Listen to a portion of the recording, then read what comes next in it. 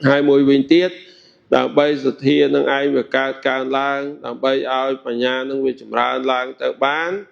sái đai và cả nam chàng nâng ai miễn cá sạc xá riêng dâu nợ nông sơ nợ nông sầm hà thị nợ nông bà nhà cái đối với cá sạc xá xem tiết ai bà sân na bà và cả nam chàng ai thơ bàn chỉ rưới ai đo prom ở miễn cá mà bà lại bà tiết chẳng chỉ vật rồi bao cả nam chàngแต่នៅក្នុងភេទជាអ្នកបួសនេះនឹងចាត់ទុកថាជាជីវិតមួយដ៏ឧត្តមឧត្តមហើយពេលខ្លះយើងអាចយកឈ្មោះជីវិតជាអ្នកបួសនឹងទៅប្រើប្រាស់សម្រាប់អ្នកដទៃក្នុងន័យដើម្បីជាលៀបសក្ការៈអានឹងវាអត់ត្រឹមត្រូវនោះទេពេលខ្លះយើងគិតវាមិនដល់អីចឹងទៅច្រើនតែគិតត្រឹមតែមកលៀបសក្ការៈជាធំហើយធ្វើអ្វីទោះបីវាប៉ះពាល់យ៉ាងណាក៏ដោយក៏មិនគិតដែរអានឹងវាអត់ល្អនោះទេដោយរឿងខ្លះចឹងយើងដើរហើយគៀសគេតាមផ្ទះពីផ្ទះមួយទៅផ្ទះមួយឬក៏ថាជួបគេចឹងទៅគិតតែពីសុំគិតតែពីរែងគៀសអានឹងវាសិតតែជារឿងដែលមិនល្អ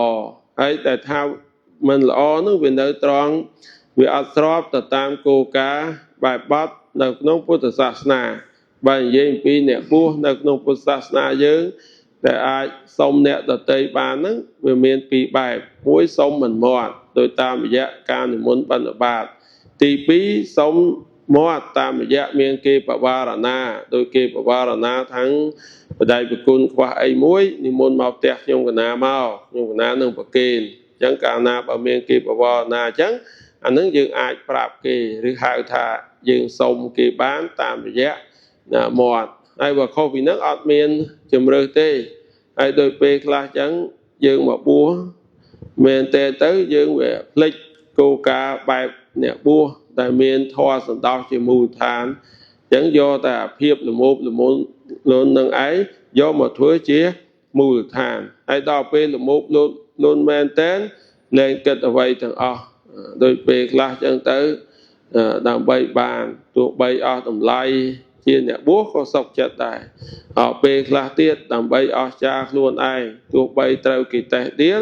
ក៏អត់ខ្វល់ដែរហើយពេលខ្លះទៀតដើម្បីភាពរុងរឿងរបស់ខ្លួនឯងតាមរយៈសម្ភារៈតាមរយៈអ្វីផ្សេងណាទោះបីត្រូវគេបើកបង្ហាញធម៌វិន័យយ៉ាងណាក៏ដោយក៏មិនអើពើមើលក៏មិនអើពើស្ដាប់ក៏មិនអើពើសិក្សាដែរមែនទេតែយកតែរឿងជាក់ស្ដែងនៅក្នុងសង្គមនឹងយកមកប្រើយកតែរឿងជាក់ស្ដែងតាមសភាពបច្ចុប្បន្នកាលនឹងយកមកប្រើហើយវិនិច្ឆ័យធម៌វិន័យតាមនឹងហើយយកធម៌វិន័យនឹងយកមកអនុលោមតាម